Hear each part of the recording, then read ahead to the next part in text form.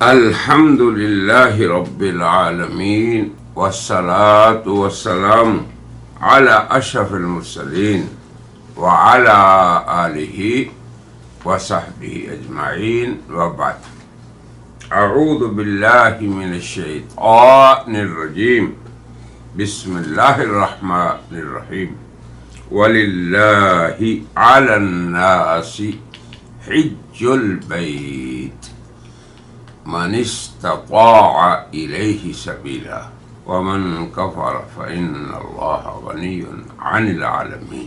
اور اللہ تعالی کے لیے ہی ہے گھر کا حج جسے استطاعت ہو اس تک پہنچنے، اور جو نہ شکرہ ہو تو اللہ جہانوں سے بے پرواہ اور غنی ہے۔ صدق اللہ العظیم۔ احباب کرام، حجاج عظام، مہمانان گرامی قدر رحمان، اللہ تعالی کے گھر آئے ہوئے وفد اور مہمانوں، اللہ تعالی یقیناً آپ سب کے اندرونی، قلبی، دلی اور باطنی احوال کو بھی جانتا ہے اور ظاہری کو بھی۔ تو اگر ہم حج کے اعمال پہ تھوڑا سا نظر دوڑائیں، تأمل کریں، غور کریں تو ہمیں دو باتوں کا علم ہوتا ہے۔ پہلی بات یہ کہ حج اللہ ذوالجلال، اللہ رب جلیل، اللہ رب خلیل، اس کی عظمت کا ایک مظہر ہے، عظیم مظہر ہے۔ اور اس کے ساتھ ساتھ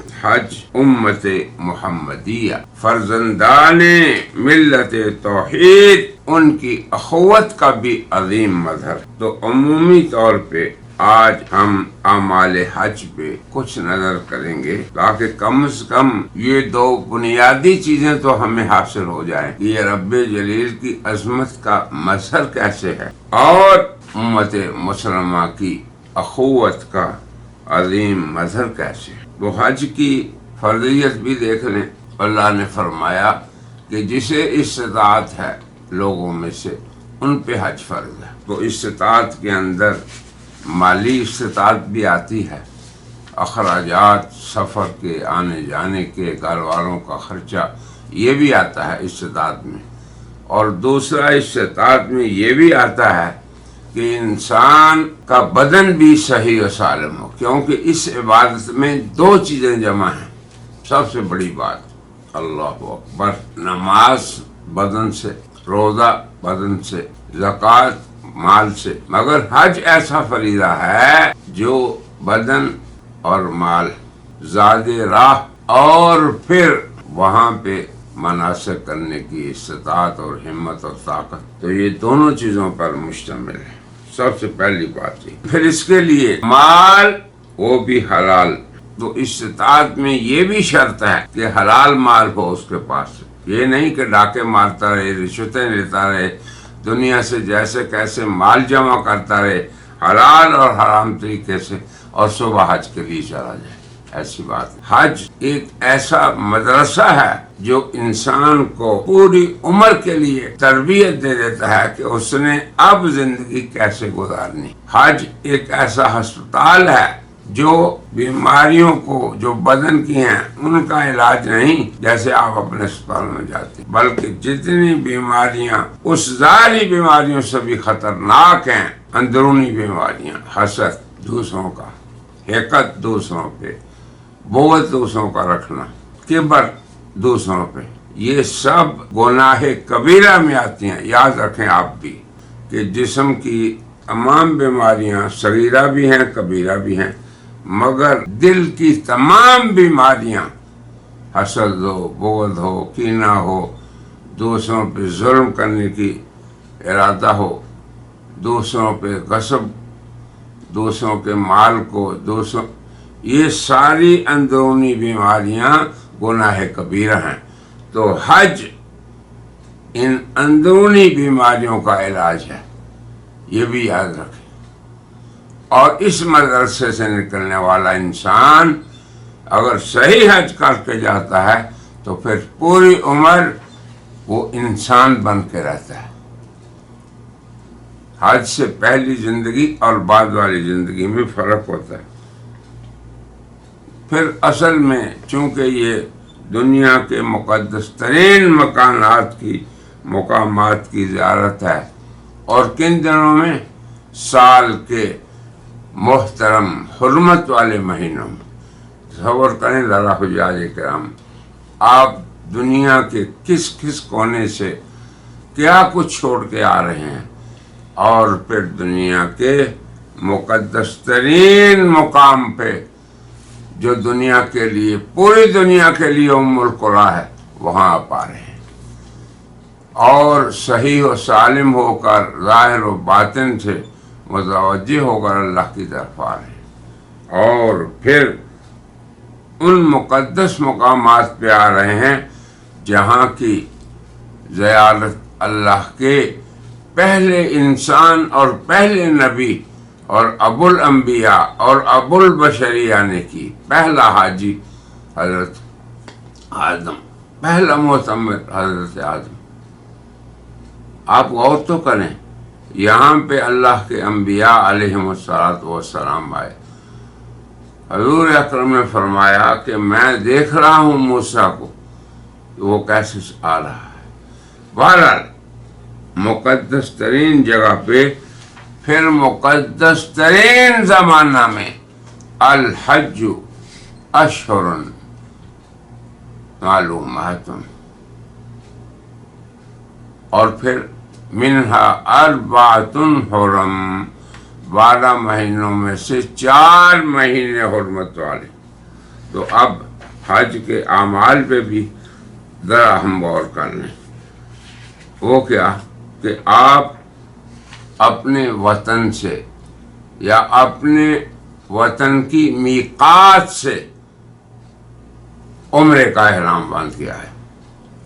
ایک شکل یہ ہے جو اکثر لوگ کرتے ہیں، پھر عمرہ آپ نے ادا کر لیا، یا آپ صرف حج کا احرام باندھ کے آئے اور آپ نے صرف طواف بیت اللہ کا کر لیا، طواف قدوم، یا آپ قارن تھے، حج اور عمرہ دونوں کو جمع کرنے والے تھے، تو آپ نے آ کے عمرے کے تمام اعمال مکمل کر لیے، مگر آپ احرام سے نہیں نکلے، جیسے حج افراد والا نہیں نکلا، صرف تمتع والا نکل جاتا ہے چند دن کے لیے، پھر وہ بھی 8 ذی الحجہ کو۔ یہاں غور کریں آپ، 8 ذی الحجہ کو، اے حجاج کرام، آپ تمام، آپ حج افراد کر رہے تھے، آپ حج قران کر رہے تھے، یا آپ نے حج تمتع کیا، آپ نے سب نے 8 تاریخ کو یہاں سے نکل جانا ہے۔ آپ سبھی نے 8 تاریخ کو اس شہر سے نکل جانا ہے جس شہر میں بیت اللہ ہے۔ دیکھیں کیا حکمت ہے۔ حج کے مناسک شروع ہونے لگے ہیں اور آپ مکہ شہر میں جہاں بھی ہیں، عزیزیہ میں ہیں، مصفلہ میں ہیں، جیاز میں ہیں، یا آپ کسی محلے میں ہیں، جہاں بھی ہیں، آپ نے احرام حج باندھا ہوا ہے کہ آپ حج افراد کر رہے ہیں یا حج قران، یا آپ نے نہیں باندھا ہوا کہ آپ حج تمتع کر رہے ہیں۔ اتنا تو آپ سبھی کو پتہ چل گیا ہے۔ اب آپ نے سیدھا مینا جانا ہے۔ مینا کیا ہے؟ نہ وہاں مکانات، ایسی بستی کہ وہ مکہ مکرمہ سے باہر، ہر اعتبار سے، انتظامی اعتبار سے، جغرافیائی اعتبار سے مینا مکہ سے باہر ہے۔ اس کی پولیس الگ، اس کے انتظامات الگ، اس کا سارا سسٹم حج میں مکہ سے علیحدہ ہوتا ہے۔ اب یہ عجیب حکمت ہے کہ جس شہر میں آپ اتنی دور سے آئے تھے، جہاں پہ اللہ کا گھر ہے، وہاں سے بھی باہر نکل جانا ہے۔ یہ ہے اصل فلسفہ سمجھنے والا کہ حج اللہ تعالی کی مرضیات کو اختیار کرنے کا نام ہے۔ اللہ نے کہا نکلو جس شہر میں تم آ کے بسے تھے، جہاں تمہارا محلہ تھا، تمہارا گھر تھا، تمہارا ہوٹل تھا، تمہاری رہنے کی جگہ تھی، اور حاجی ہو تو نکلو یہاں سے۔ اللہ اکبر، اللہ اکبر۔ یہ ہے اللہ کی عظمت اللہ کی بڑائی، رحمان کی اطاعت، الہ حق اور رب العالمین کی فرما برداری. کہ آپ جس شہر میں بڑے شوق سے آئے تھے وہاں سے بھی نکلو. تو یہ سب سے پہلا عمل ہے، نکلو. کہاں پہ؟ شہر سے نکلو، خانہ ایسی بستی میں جہاں پہ آپ کے گھر نہیں، ہوٹل نہیں. یہاں پہ کیا ہے؟ خیمے ہی خیمے، خیمہ بستی میں نکلو. اللہ اکبر. تو اللہ تعالیٰ کے حکم کی اطاعت کرتے ہوئے پھر حج میں سارے حضرات نبی کریم صلی اللہ علیہ وسلم کی طرح خذوا عنی مناسککم، مجھ سے سیکھو اپنے حج کے مناسک. سب حاجی مکے سے نکل کر پڑتے ہیں. اب حج کیا ہے سمجھیں کہ آپ شہر سے نکلے، ہوٹل سے نکلے، محلے سے نکلے، گھر سے نکلے اور ایسی جگہ پہ چلے گئے یہاں یہ تصور ہی نہیں. پھر وہاں پہ جا کے آپ نے کیا کیا دیکھیں ذرا. نماز آپ حرم میں بڑے شوق سے جاتے تھے پڑھنے. یہاں پہ نماز ظہر آپ نے ادا کی، عصر ادا کی، مغرب ادا کی، فجر ادا کی، اسی جگہ پہ اپنے ہی خیموں میں. اللہ اکبر. دیکھو، تصور کرو اللہ کی عظمت اور جلالت کا. اس کے بعد یہ تیاری ہے کس چیز کی؟ کہ صبح آپ نے عرفات میں جانا ہے. عرفات جو معرفت کا میدان ہے، اس جلیل رب جلیل کی پہچان کا مقام ہے اور اس کی عظمت کا. نبی کریم صلی اللہ علیہ وسلم نے فرمایا الحج عرفہ. اب مینا کو چھوڑ دیں آپ. مینا آپ 5 نمازیں آپ نے پڑھی، تیاری پکی کر لی کہ اب آپ نے عرفات کو جانا ہے. مینا یاد رکھیں یہ بھی حرم کے اندر ہے. جیسے مکہ پورا شہر حرم ہے، مینا بھی تھوڑا سا آگے. جب مزدلفہ کے قریب آپ جاتے ہیں تو حرم کی حد ختم ہو جاتی ہے. اب آپ حرم سے بھی نکل گئے. اللہ کی حکمت دیکھو اے حجاج کرام. اللہ کیا چاہتا ہے کہ تم رب جلیل کی جلالت اور عظمت کا اعتراف کر لو کہ جدھر وہ کہہ رہا ہے تم چل رہے ہو، دیوانہ وار چل رہے ہو، عاشقوں کی طرح چل رہے ہو. تو حج اصل میں اللہ کے ساتھ انتہائی عشق و محبت کا بھی مظہر ہے. اب آپ دیکھیں، شہر سے نکلے اس کے حکم سے، مینا پہنچے، پھر مینا سے بھی نکلے، حرم سے بھی نکل گئے، حرم سے باہر. اب آپ عرفات میں چلے گئے. عرفات ایک عظیم موقف ہے جہاں پر ہمیں اے حجاج کرام بہت سی چیزوں کو ذہن میں رکھنا ہے، حاضر رکھنا ہے، غافل نہیں رہنا. غافل نہیں رہنا. مشاعر مقدسہ جیسے میں نے پہلی مجلس میں ذکر کیا تھا، وہ معظم مقامات ہیں جہاں پہ مناسک حج ادا ہوتے ہیں. اور مناسک حج وہ محترم اعمال ہیں جو حج کے اعمال میں سے ہیں. تو مناسک حج مشاعر مقدسہ میں ادا ہوتے ہیں. سوچ لیں، آپ بھی سوچ لیں، جتنے اعمال ہیں ان میں سے اکثر مکہ شہر سے باہر ادا ہوتے ہیں. مینا میں کیا ہے؟ ذرا کچھ سوچیں تو صحیح. یہ وہ جگہ ہے جہاں پہ اللہ تعالیٰ نے حضرت ابراہیم کو جب خواب میں دکھایا کہ میں اپنے بیٹے کو ذبح کر رہا ہوں، تو پھر اس کی تکمیل یہاں ہوئی. یہ بھی تھوڑا سا تصور رکھیں. آپ اگر ایک جانور کی قربانی دیتے ہیں تو آپ کے بڑے انبیاء کے باپ ابراہیم نے اپنے بیٹے اسماعیل کی قربانی دی. جب دونوں باپ اور بیٹا فلما اسلما دونوں نے اپنے آپ کو اللہ کے سپرد کر دیا، وَتَلَّهُ لِلْجَبِينِ اور اس کو لٹا لیا پیشانی کی بات، وَنَادَيْنَاهُ یا ابراہیم، پھر ہم نے کہا اے ابراہیم، وَنَادَيْنَاهُ این یا ابراہیم،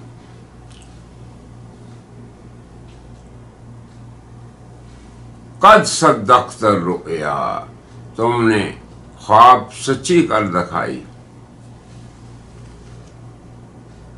یہ ہے وہ عظیم قربانی جس کی یاد قیامت تک رہے گی، جو مکے میں آنے والے حاجی بھی ادا کرتے ہیں، اور جہاں جہاں سورج چڑھتا ہے چاند نکلتا ہے وہاں کے مسلمان بھی ادا کرتے ہیں۔ تو جب رسول اللہ نے سے پوچھا گیا کہ اے نبی کریم یہ قربانی کیا ہے، تو آپ نے فرمایا سنت ابیکم ابراہیم، یہ تمہارے باپ ابراہیم کی سنت ہے۔ تو اس محبت سے قربانی ادا کریں اور اہل الحاد کی اس بات پہ لعنت بھیجیں کہ یہ مسلمان کیوں ایسے کرتے ہیں، کیوں ذبح کرتے ہیں۔ مسلمان سے تو اللہ نے ان اللہ اشتری من المؤمنین، مومنین سے ان کے مالوں اور جانوں کو خرید چکا ہے اللہ، اب تم کہاں اہل الحاد بیچ میں دخل دیتے ہو۔ تو اس طرح شیطان اور اس کے نمائندوں سے آپ بالکل اپنے دل کو فارغ کریں گے۔ بہرحال جب آپ عرفات میں پہنچے تو جناب رسول اللہ نے فرمایا الحج عرفہ، تو حج کا رکن اعظم عرفات میں حاضری ہے۔ یہ وہ میدان ہے جہاں پہ اللہ کی خصوصی عنایات، رحمتیں اور برکتیں اپنے خاص بندوں پر نازل ہوتی ہیں۔ اللہ اکبر۔ امت مسلمہ کے تمام دنیا سے نمائندے وہاں پہ حاضر ہیں۔ دیکھیں رب جلیل کی عظمت اور امت کی وحدت، اور سب کے سب کالے گورے عربی اجمی امیر غریب رئیس مرعوس ایک ہی لباس میں ایک ہی رب کو کہہ رہے ہیں لبیک اللہم لبیک، اور پھر آگے سے اللہ تعالیٰ فرماتے ہیں لبیک و سعدیک، اللہ پاک اس کی لبیک کی قبولیت کی ضمانت دیتے ہیں۔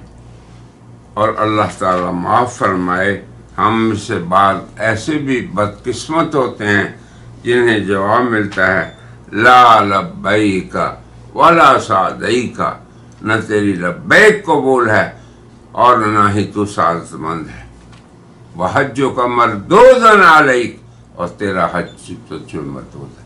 حضرات گرامی قدر، ہم ایسے نہ ہوں کہ اللہ کی رحمت سے اس دن بھی محروم ہو جائیں۔ نبی کریم صلی اللہ علیہ وسلم کے اس عظیم خطبے کو بھی عرفات میں یاد رکھیں جو آپ نے یہاں پر دیا تھا اور لوگوں کو کہا تھا۔ انشاءاللہ اس خطبے پہ ہم مفصل بات کریں گے، لیکن مختصر یہ نبی کریم صلی اللہ علیہ وسلم نے انسانوں کے ایسے حقوق بیان کیے جو آج تک متمدن دنیا، UN ہو یا اس کے نمائندے، ان سب کے لیے نمونہ ہے۔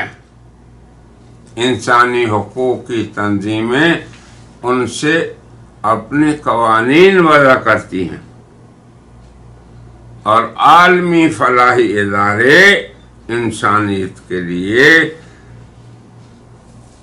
اسی خیر خواہی کے عالمی پیغام کو روشنی کا مینار سمجھتے ہوئے رہنمائی حاصل کرتے ہیں۔ آپ نے اسی جگہ یعنی عرفات میں اپنے خطبے میں فرمایا اے لوگو، تمہارے خون مال تمہارے لیے اسی طرح حرام ہے جیسے آج کے دن 9 ذی الحجہ کو سب نے ایک لباس امن پہن رکھا ہے، سفید لباس، اور سبھی ایک دوسرے سے ڈرتے ہیں، بچتے ہیں کہ انہیں تکلیف پہنچے، تکلیف دینے سے بچتے ہیں۔ یہ تصور ہے، یہ ماحول ہے عرفات کا، اور سبھی اللہ کے سامنے رو رہے ہیں، گر گڑا رہے ہیں، اور اس سے اپنی عافیت مانگ رہے ہیں، مغفرت مانگ رہے ہیں، اپنے بچوں کی، اپنی اولاد کی، اپنے کاروبار کی، ہر چیز کی سعادت اللہ سے مانگ رہے ہیں۔ تو یہاں پر آپ نے فرمایا کہ جس طرح آج تم امن کا مظہر بنے ہوئے ہو، یاد رکھو قیامت تک تم نے اسی طرح امن کا مظہر بن کے اپنے اپنے علاقوں میں رہنا ہے۔ اب آپ دیکھیں حضور کے الفاظ کہ اے لوگو، تمہارے خون، تمہارے مال، خون مال یعنی جان اور مال، عزت و آبرو اور ہر چیز اسی طرح حرام ہے جیسے آج کے دن کی حرمت ہے۔ اب آپ خود دیکھیں حجاج کرام، آپ حضرات سے میں مخاطب ہوں، آپ کبھی تصور کر سکتے ہیں کہ آپ لاکھوں روپے خرچ کر کے، پاؤنڈ خرچ کر کے، ڈالر خرچ کر کے یہاں پہنچے ہوں، اور اس لیے پہنچے ہوں کہ آپ کسی کو اذیت دیں؟ حاشا وکلا، ایسا نہیں۔ کوئی گناہگار سے گناہگار حاجی ایسا سوچ بھی نہیں سکتا۔ یہ تصور ہے آپ کو رسول اللہ نے میدان عرفات سے دیا، اور اسی کو لے کے آپ نے واپس جانا ہے۔ تب یہ ہوگا کہ آپ آئے تھے اللہ کے مہمان بن کے اور گئے ہیں اللہ کے سفیر بن کے۔ کیوں؟ کہ آپ نے اللہ کے رسول کی اس دعوت کو قبول کیا۔ تو آج کی اس مجلس میں ہم اسی پہ اکتفا کرتے ہیں۔ اللہ اکبر۔ ایک جملہ میں اور کر دوں، پھر آپ نے فرمایا کہ جس اس شہر میں آپس میں تم ایک دوسرے کی حرمت، احترام، عزت کو، اور پھر اپنے آپ کو حفاظت میں رکھتے ہو کسی پہ زیادتی کے، اسی طرح آپ نے پوری دنیا میں رہنا ہے۔ تو اس پہ آج ہم اتفاق کرتے ہیں، اور انشاءاللہ باقی مناسک حج پہ اور اس کے دروس اور عبرتوں پہ ہم اگلی مجلس میں بات کریں گے۔ وآخر دعوانا ان الحمدللہ رب العالمین۔